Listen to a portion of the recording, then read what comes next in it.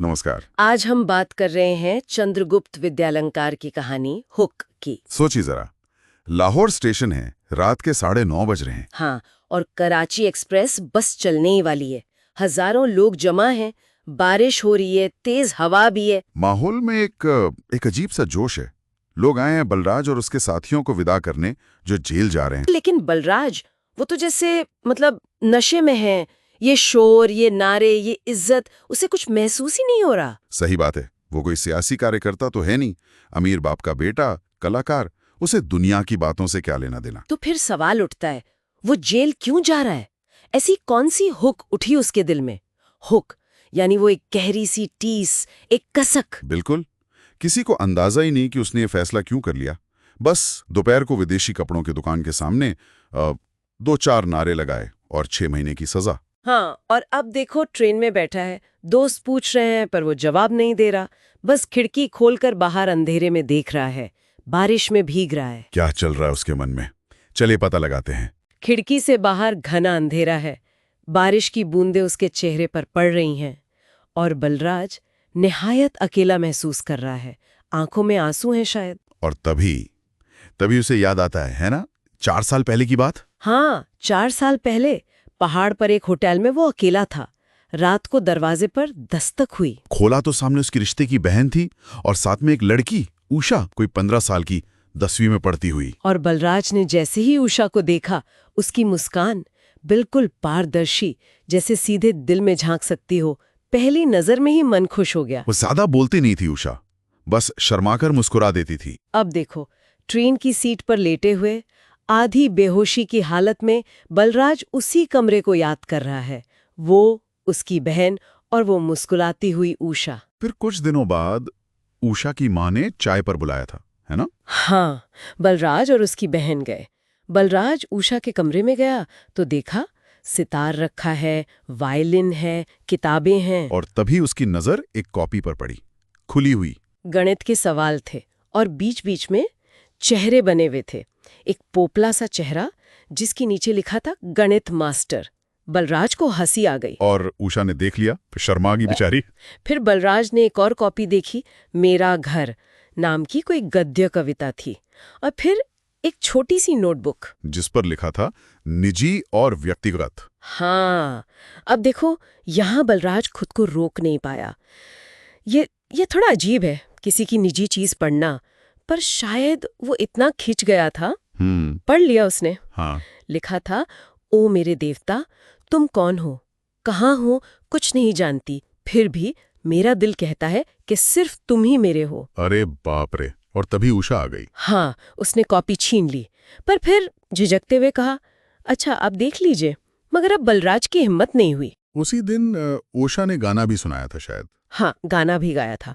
लेकिन इस सब के बाद ना बलराज के मन में उषा के लिए एक इज्जत वाली दहशत सी बैठ गई। फिर वो सिनेमा वाला किस्सा हुआ, फ्रैंकेनस्टाइन देख रहे थे जब। हाँ, फिल्म में कोई डरावना सीन आया तो उषा ने डर के मारे बलराज का हाथ पकड़ लिया जोर से। बलराज को तो जैसे करंट लगा होगा, उसने धीरे से हाथ दबाया। पर उषा ने फौरन अपना हाथ खींच लिया और फिल्म खत्म होने के बाद उसके चेहरे पर डर का कोई निशान तक नहीं था, वही मासूमियत। बलराज को बड़ी शर्मिंदगी महसूस हुई होगी। बिल्कुल, वो शायद सोच रहा था उसने ज्यादती कर दी, पर उषा तो बिल्कुल सहज थी। और अब ट्रेन रुकी है किसी स्टेशन पर।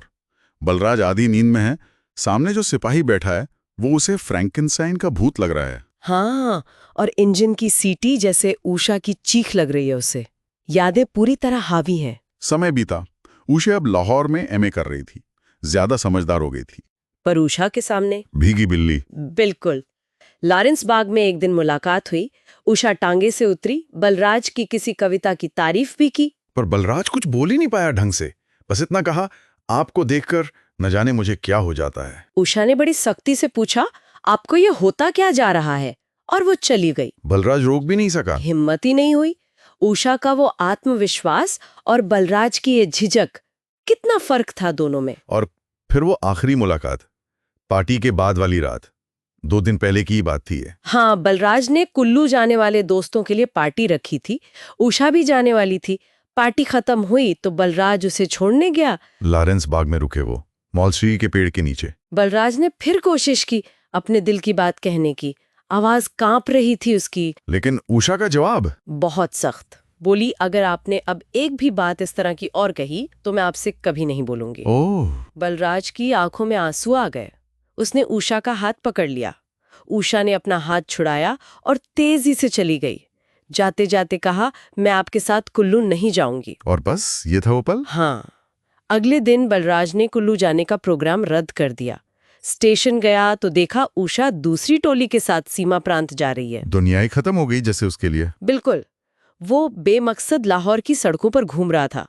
तभी एक तांगे वाले का गाना सुना, दर्द भरा। दोपहर अनारां दे फट मिल जांदे, बोलना जांदे यारां दे। हाँ, मतलब अनार के दाने दोपहर तक साथ रहते हैं, पर दोस्तों के दिए जख्म और उनकी बातें कभी नहीं भुलाई जाती। और तभी दिल में वो हूक उठी, वो कसक। हाँ, वो गहरी टीस। और उसी हालत में घूमते घूमते वो विदेशी कपड़ों की दुकान के सामने पहुंच गया। वहां कुछ स्वयंसेवक पिकेटिंग कर रहे थे। यानी दुकान के सामने विरोध प्रदर्शन। हाँ, और बलराज बस उन्हीं में शामिल हो गया। 2-4 नारे लगाए और गिरफ्तार हो गया। तो क्या ये सिर्फ दिल टूटने का नतीजा था? एक इम्पल्सिव कदम? कह सकते हैं, शायद उषा का इनकार उसके लिए आखिरी तिनका था। शायद उसे अपनी जिंदगी का खालीपन, उसकी दिशाहीनता, सब कुछ अचानक नजर आ गया। और उसने उस दर्द को, उस खालीपन को इस सियासी कार्रवाई के शोर में दबाने की कोशिश की, एक तरह से भागने की कोशिश। अब ट्रेन चल रही है, बलराज सपना देख रहा है। हाँ, वही मौलश्री का पेड़ है। वो उषा का पीछा कर रहा है, उसे पकड़ लेता है, पर उषा नाराज हो जाती है और हमेशा के लिए अंधेरे में खो जाती है। बलराज चीखता है नींद में, उषा, उषा, तुम लौट आओ उषा। और तभी सिपाही की आवाज आती है, उठो, मिनगुमरी का स्टेशन आ गया। बलराज हड़बड़ा कर उठ बैठता है। रात के 2 बजे हैं, हाथों में हथकड़ियां हैं। बाहर स्टेशन पर इनकलाब जिंदाबाद और महात्मा गांधी की जय के नारे गूंज रहे हैं। लेकिन बलराज, वो तो अपनी ही दुनिया के अंधेरे में, अपनी उस हुक में खोया हुआ है। तो ये थी चंद्रगुप्त विद्यालंकार की कहानी, हुक। बलराज के अंदरूनी कश्मकश और उसके उस एक पल के फैसले की दास्तान। सुनने के लिए धन्यवाद। अगर आपको ये प्रस्तुति पसंद आई तो आज की कहानी चैनल को लाइक करें, शेयर करें और सब्सक्राइब जरूर करें। अगली कहानी में फिर मिलेंगे। और हाँ, ये जरूर सोचिएगा कि बलराज की वो हुक, वो टीस, क्या सिर्फ उषा के लिए थी या उसके अपने अंदर के गहरे खालीपन की आवाज थी।